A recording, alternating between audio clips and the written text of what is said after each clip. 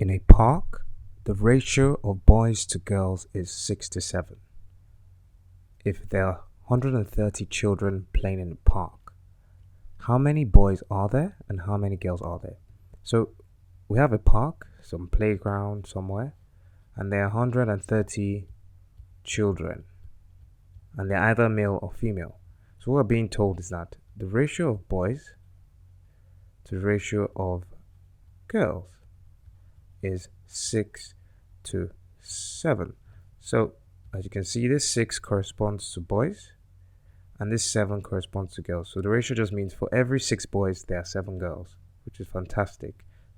And there are 130 children in total.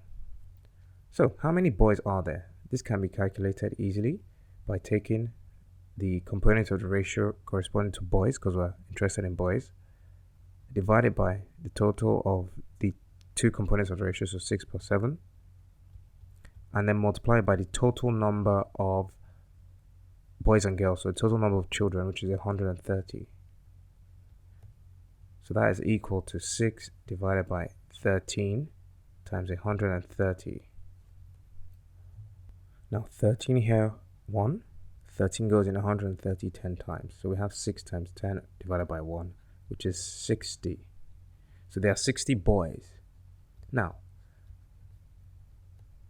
if there are 130 children in total and there are 60 boys, it means that the remaining number of children the remaining children are girls. So if there are 60 boys, it means that there are 130 minus 60 girls. 130 minus 60, so 0 minus 0 is 0. 0 or 1. 13 minus 6 is 7. So there are 70 girls, and you can double check. So I'll just write the answer neatly. Number of boys is 60. Number of girls is 70. Now, if you add these two numbers together, 60 plus 70, you find out that it gives you 130, which is the total number of children. So that's a good way to check your answer in this kind of question.